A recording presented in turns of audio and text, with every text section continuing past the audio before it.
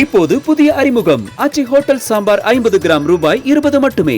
தமிழ்நாடு சட்டமன்ற தேர்தல் தேதி இன்று மாலை அறிவிக்கப்பட உள்ள நிலையில தமிழ்நாடு தேர்தல் களம் சூடுபிடித்திருக்கிறது. தேர்தல் தேதி அறிவிப்பையொட்டி அரசியல் கட்சிகள் தேர்தல் பணியில் தீவிரம் காட்டி வருகின்றனர். இது குறித்து செய்தியாளர் ரமேஷ் தகவல்களை வழங்கியிருக்கிறார். ரமேஷ், நமக்கு முன்னாடி இருக்கக்கூடிய இன்புட்ஸ் என்ன? What are you picking?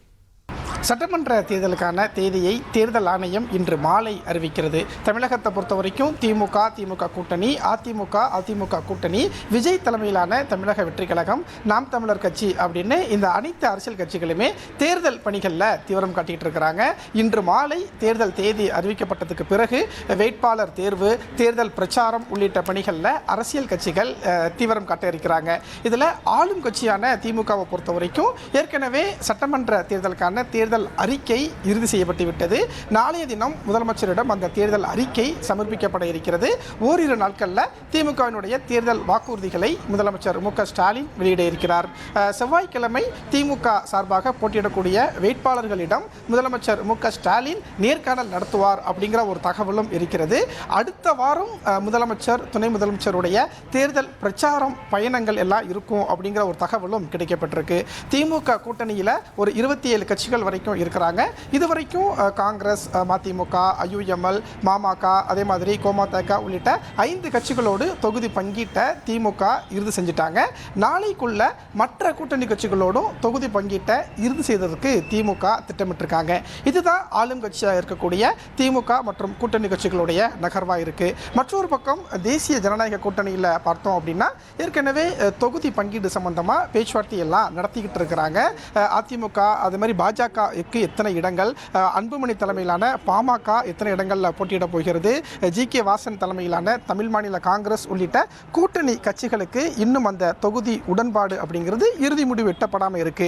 இன்றைக்கு தேர்தல் தேதியை தேர்தல் ஆணையம் அறிவிக்க போறதுனால இன்னும் ஓரிரு நாட்களில் தேசிய ஜனநாயக கூட்டணியிலேயுமே அந்த தொகுதி பங்கீடு ஒப்பந்தம் கையெழுத்தாகும். அதற்கு பிறகு பிரச்சார பணிகளில் தீவிரம் காட்டுவாங்க அப்படிங்கிற ஒரு தகவலும் கிடைக்கப்பட்டிருக்கு. மற்றொரு பக்கம் சீமான் தலைமையிலான நாம் தமிழர் கட்சியை பொறுத்த வரைக்கும் தமிழ்நாடு முழுவதுமே 234 சட்டமன்ற தொகுதிக்கும் வேட்பாளரை அறிவிச்சிட்டாங்க. அடுத்த கட்டமாக தேர்தல் பிரச்சார பயணத்தில் சீமான் கவனம் செலுத்த போறதா தகவல் கிடைக்கப்பட்டிருக்கு. மற்றொரு பக்கம் விஜய் தலைமையிலான தமிழக வெற்றி கழகத்தை எடுத்துக்கொண்டா சமீபத்தில் 60 வேட்பாளர்களோடு விஜய் நேர்காணலை நடத்தியிருந்தார்.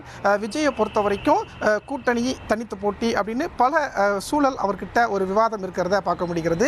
தேசிய ஜனநாயக கூட்டணியில் தமிழக வெற்றி கழகம் இணையுமா அப்படிங்கிற ஒரு எதிர்பார்ப்பெல்லாம் தமிழக அரசியல் வட்டாரத்தில் இருக்கு. அதிமுக பொதுச் செயலாளர் எடப்பாடி பழனிசாமியை பொறுத்த வரைக்கும் நாங்கள் தேவைக்காவிடம் எந்த பேச்சுவார்த்தையும் நடத்தலை அப்படிங்கிற ஒரு தகவலை சொல்லியிருந்தார்.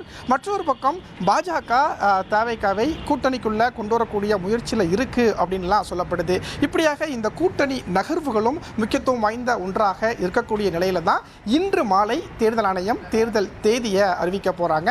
இன்று மாலையே தேர்தல் களம் சூடு பிடிக்கும்னு எதிர்பார்க்கப்படுகிறது. முதலமைச்சர் மு.க. ஸ்டாலினும் இன்னும் சற்று நேரத்தில் திமுகவின் தலைமை அலுவலகமான அண்ணா அறிவாலயம் வர இருக்கிறார். திமுக நிர்வாகிகளோடு ஆலோசனையை நடத்திவிட்டு அடுத்த கட்ட தேர்தல் பணிகளையும் கவனம் செலுத்த இருக்கிறார். ரமேஷ், நீங்க திமுக பீட்டு பார்க்குறீங்க. ஸோ திமுகவுடைய செயல்பாடுகளை நீங்க தொடர்ந்து உன்னிப்பாக கவனிக்கிறீங்க. பொதுவாக இந்த மாதிரி தேர்தல் அறிவிப்புக்கு வரத்துக்கு முன்னாடி அரசு சில பிரம்மாஸ்திரங்கள் எடுக்கிறத நம்ம பார்த்துருக்கோம். உதாரணத்துக்கு 2021 தேர்தல் அறிவிப்புக்கு ஒரு நாள் முன்னாடியோ அந்த நாளே தான் அவங்க வந்து இந்த 10.5% அறிவித்தாங்க. ஸோ ஒரு முக்கியத்துவம் வாய்ந்த ஜிஓக்கள் இதெல்லாம் வரத்துக்கான சூழல் இருக்கு. So in this given situation அந்த மாதிரி வரத்துக்கான அறிகுறிகள் இருக்கா, இல்லை திமுக வேற பாதை எடுக்குதா? நம்ம எல்லாம் செஞ்சுட்டோம், நம்ம வந்து லெட்ஸ் ஃபேஸ் தி எலெக்ஷன் அப்படின்னு இதையும் அதையும் தொடர்பு படுத்த முடியாதா?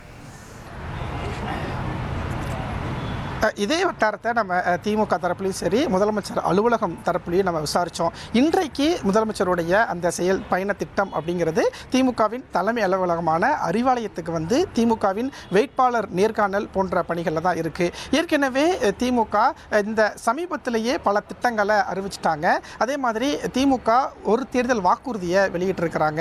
மகளிர் உரிமை தொகை வந்து மீண்டும் திமுக ஆட்சிக்கு வந்தால் நாங்கள் 2000 ரூபாய் கொடுப்போம்னு சொல்லியிருக்கிறாங்க. ஆனால் இன்றைக்கு தலைமைச் செயலகத்தில் முக்கியமான ஆலோசனை எதுவும் இருக்கா அப்படின்னு கேட்டால் இப்போ வரைக்கும் அதற்கான எந்த ஒரு திட்டமிடலும் இல்லை அப்படிங்கிறது தான் தலைமைச் செயலக வட்டாரத்திலையும் முதலமைச்சர் அலுவலக வட்டாரத்திலையும் நமக்கு கிடைக்கக்கூடிய தகவலாக இருக்குது. திமுகவை பொறுத்த வரைக்கும் அரசின் திட்டங்கள் அறிவிப்புகள் எல்லாமே ஏற்கனவே வெளியிட்டுட்டாங்க அப்படிங்கிற ஒரு தகவல் தான் கிடைக்கப்படுது. வரக்கூடிய நாட்களை பொறுத்த வரைக்கும் தேர்தல் பணிகள், பிரச்சாரம், கூட்டணியில் தொகுதி பங்கீடு இந்த விவகாரத்தில் தான் முதலமைச்சர் மு.க.ஸ்டாலின் அதிகம் கவனம் செலுத்தி இருப்பதாக சொல்லப்பட்டிருக்கு. வேட்பாளர் தேர்வையும் நாளை மறுநாள் முதலமைச்சரே முன்னின்று அந்த வேட்பாளரை தேர்வு செய்வார் அப்படின்னு சொல்லப்பட்டிருக்கு. அதனால அரசிடமிருந்து முக்கியமான அறிவிப்புகள் இன்றைக்கு வருவதற்கான வாய்ப்பு குறைவு அப்படிங்கிறது களத்தில் நமக்கு கிடைக்கக்கூடிய ஒரு தகவலாக இருக்கு. இப்போது புதிய அறிமுகம் ஆச்சி ஹோட்டல் சாம்பார் 50 கிராம் ரூபாய் 20 மட்டுமே.